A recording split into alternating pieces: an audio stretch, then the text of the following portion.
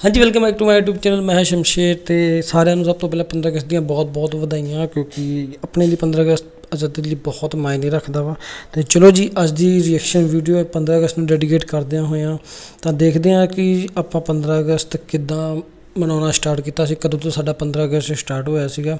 ਤਾਂ ਸੁਣਦੇ ਹਾਂ 14 ਦੀ, ਜਿੱਥੇ ਕਿਉਂਕਿ 15 ਦੀ ਜਿਹੜਾ ਮਤਲਬ ਕਿ 15 ਅਗਸਤ ਆ, ਉਹ ਤੋਂ ਪਹਿਲਾਂ ਇੱਕ 14 ਦੀ ਕਹਾਣੀ ਹੈ, 14 ਦੀ ਰਾਤ ਦੀ ਇੱਕ ਕਹਾਣੀ ਆ 14 ਅਗਸਤ 'ਤੇ, ਅਤੇ ਉਹ ਆਪਾਂ ਦੇਖਦੇ ਹਾਂ ਕੀ ਆ। ਚਲੋ ਜੀ, ਫਿਰ ਕਰਦੇ ਹਾਂ ਰਿਐਕਸ਼ਨ ਸਟਾਰਟ। ਅਤੇ ਚੈਨਲ ਨੂੰ ਕਰ ਦਿਓ ਸਬਸਕ੍ਰਾਈਬ ਅਤੇ ਲਾਈਕ ਸ਼ੇਅਰ ਕਮੈਂਟ ਜ਼ਰੂਰ ਕਰਿਓ। ਅਤੇ ਚਲੀਏ ਫਿਰਦੇ ਹਾਂ shoot.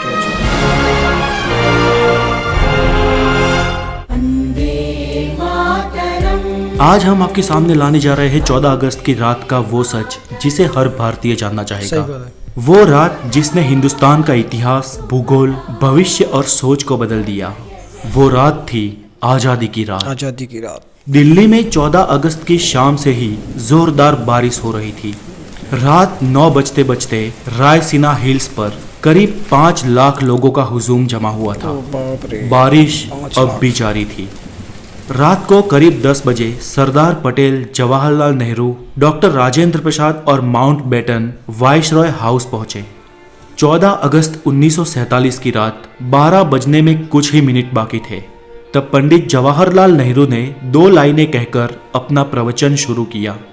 Eight the stroke of the midnight hours, when the world sleeps, India will be awake to life and freedom. चंद ही मिनटों में 12 बजे और 15 अगस्त का ये दिन भारत के लिए खुशियां लेकर आया। 190 सालों बाद ब्रिटिश हुकूमत से देश स्वतंत्र हुआ था, 190 लेकिन इन खुशियों के साथ उतना ही गम था, क्योंकि भारत ने अपना 3,46,737 स्क्वायर किलोमीटर का पूरा विस्तार और करीब 8 करोड़ 15 लाख लोग एक ही रात में गंवा दिए थे। देश 2 टुकड़ों में विभाजित हुआ था, हिंदुस्तान और पाकिस्तान। हिंदुस्तान यूं ही आजाद नहीं हुआ। 15 अगस्त के बहुत पहले ही ब्रिटिश हुकूमत का अंत शुरू हो गया था। महात्मा गांधी के जन आंदोलन से देश में नई क्रांति की शुरुआत हुई थी, तो एक और सुभाष चंद्र बोस की आजाद हिंद फौज ने अंग्रेजों का जीना दुश्वार कर रखा था। ऊपर से दूसरे विश्व युद्ध के बाद ब्रिटिश सरकार में उतना दम भी नहीं था कि वो हिंदुस्तान पर अब शासन चला सके। इसलिए माउंटबेटन को भारत का आखिरी वाइसरॉय बनाया गया था, ताकि देश को आधिकारिक तरीके से स्वतंत्रता दी जा सके। अंग्रेजों ने भारत को शुरुआत में 3 जून 1948 के दिन स्वतंत्र घोषित करने का निर्णय लिया था, 3 जून। लेकिन मोहम्मद अली जिन्ना ने पाकिस्तान नामक अलग मुल्क बनाने की ठान ली थी, जिसके चलते देश में कई जगह पर सांप्रदायिक हिंसा शुरू हो गई। बिगड़ती परिस्थिति को देख अंग्रेज भारत को हो सके इतना जल्दी स्वतंत्र राष्ट्र घोषित कर देना चाहते थे, क्योंकि अंग्रेजों को भी भारत को आखिरकार एक टुकड़े में नहीं लेकिन 2 टुकड़े में विभाजित करना था। स्वतंत्रता के लिए दिन 15 अगस्त ही क्यों चुना गया? तो इसमें ऐसा है कि सिर्फ हम भारतीय ही शुभ और अशुभ में नहीं मानते थे, बल्कि अंग्रेज भी उतना ही मानते थे। माउंटबेटन मानता था कि 15 अगस्त का दिन शुभ है, क्योंकि 15 अगस्त 1945 के दिन ही जापान ने शरणागति स्वीकारी थी और इसके ऑफिशियल साइन 2 सितंबर को हुए थे। इसलिए बेटन के अनुसार 15 अगस्त का दिन मित्र राष्ट्रों के लिए शुभ था। तो फिर रात 12 बजे के वक्त को ही क्यों तय किया गया? तो इसके लिए भारतीय ज्योतिषियों का मानना था कि वो वक्त देश की स्वतंत्रता के लिए शुभ है। तय किया गया था कि पंडित नेहरू को अपनी स्पीच रात 12 बजे से पहले ही समाप्त कर देनी है और रात 12 बजे शंखनाद के साथ भारतीय लोकतंत्र की शुरुआत होगी। ठीक वैसा ही हुआ। 15 अगस्त की सुबह 8:30 पर पंडित नेहरू और उनके कैबिनेट ने पद और गोपनीयता की शपथ ली। रात की लगातार बारिश के बाद सुबह आसमान बिल्कुल साफ था। लोग बेसब्री से इंतजार कर रहे थे आजाद भारत के तिरंगे को लहराते हुए अपनी आंखों से देखने का।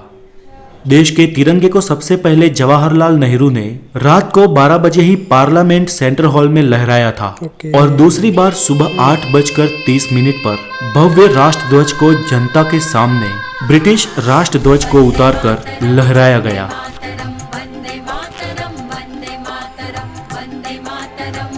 देशवासियों की आंखों में खुशी के आंसू थे।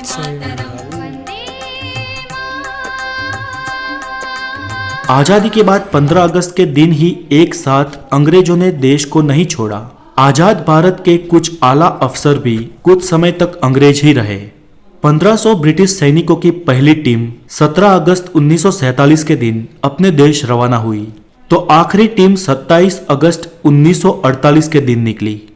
दोस्तों, ताज्जुब की बात यह कि लुटेरे अंग्रेज हमारे देश के अतिथि बन के आए हो, उस तरह से उन्हें विदा किया गया।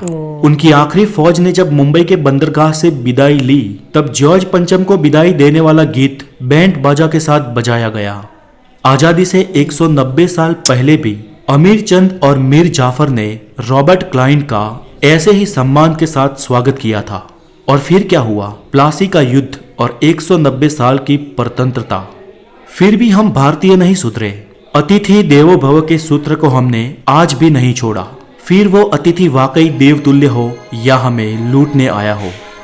ਤਾਂ ਆ ਸੀਗਾ ਇੱਕ 15 ਅਗਸਤ ਦਾ ਸੱਚ ਜੋ ਕਿ ਆਪਾਂ ਨੂੰ ਮੰਨਣਾ ਪੈਣਾ। ਅਤੇ ਆਪਣਾ ਵੈਸੇ 15 ਅਗਸਤ ਤੋਂ ਪਹਿਲਾਂ ਆਪਾਂ ਨੂੰ 3 ਜੂਨ ਦਾ ਮਤਲਬ ਡਿਕਲੇਰੇਸ਼ਨ ਸੀਗਾ ਕਿ ਮਤਲਬ 3 ਜੂਨ ਨੂੰ ਆਜ਼ਾਦੀ ਦੇਸ਼ ਦੀ ਕੋਸ਼ਿਸ਼ ਕੀਤੀ ਜਾਊਗੀ। ਲੇਕਿਨ ਸਡਨ ਜੋ ਵੀ ਇੱਕ ਦੇਸ਼ ਦੇ ਵਿੱਚ ਇੱਕ ਦੰਗੇ ਹੋਣ ਲੱਗ ਗਏ, ਪਾਕਿਸਤਾਨ ਬਣਾਉਣ ਦੇ ਕਰਕੇ ਦੰਗੇ, ਆਤੰਕਵਾਦ ਫਿਰ ਵਧਣ ਲੱਗ ਗਿਆ, ਅਤੇ ਇਸ ਕਰਕੇ ਬ੍ਰਿਟਿਸ਼ ਸਰਕਾਰ ਨੇ ਛੇਤੀ ਤੋਂ ਛੇਤੀ ਇਸ ਚੀਜ਼ ਨੂੰ ਐਲਾਨ ਕਰਨ ਦੀ ਕੋਸ਼ਿਸ਼ ਕੀਤੀ ਕਿ ਛੇਤੀ ਤੋਂ ਛੇਤੀ ਇੰਡੀਆ ਨੂੰ ਆਜ਼ਾਦ ਕੋਸ਼ਿਸ਼ ਕਰ ਦਿੱਤਾ ਜਾਵੇ।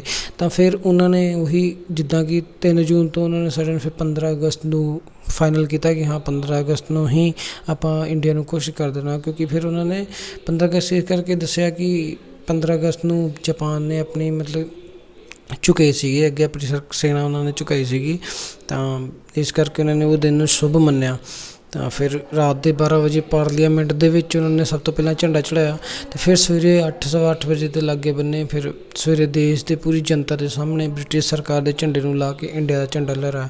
ਤਾਂ ਸੈਲੂਟ ਹੈ ਸਾਰੇ ਵੀਰਾਂ ਨੂੰ, ਸੈਲੂਟ ਹੈ ਸਾਰੇ ਦੇਸ਼ ਦੇ ਜਵਾਨਾਂ ਨੂੰ ਜਿਨ੍ਹਾਂ ਨੇ ਮਤਲਬ ਕਿ ਦੇਸ਼ ਦੀ ਆਜ਼ਾਦੀ ਲਈ, ਇਹ ਤਾਂ ਆਜ਼ਾਦੀ ਦੀ ਰਾਤ ਦੀ ਅਨਾਊਂਸਮੈਂਟ ਸੀ, ਪਰ ਦੇਸ਼ ਨੂੰ ਆਜ਼ਾਦ ਕਰਨ ਲਈ ਬਹੁਤ ਕੁਰਬਾਨੀਆਂ ਕੀਤੀਆਂ ਗਈਆਂ ਨੇ ਜਿਨ੍ਹਾਂ ਨੂੰ ਆਪਾਂ ਚੇਤਾ ਨਹੀਂ ਭੁਲਾ ਸਕਦੇ। ਅਤੇ ਉਹਨਾਂ ਕੁਰਬਾਨੀਆਂ ਨੂੰ ਇੱਕ ਸਲਾਮ ਮੇਰੇ ਵੱਲੋਂ। ਆਈ ਹੋਪ ਤੁਹਾਨੂੰ ਆਹ ਰਿਐਕਸ਼ਨ ਕਾਫੀ ਕਾਇਮ ਲੱਗਿਆ ਹੋਵੇਗਾ। ਤਾਂ ਮਿਲਦੇ ਆਪਾਂ ਨੈਕਸਟ ਵੀਡੀਓ ਦੇ ਵਿੱਚ। Take care, bye bye, Vande Mataram.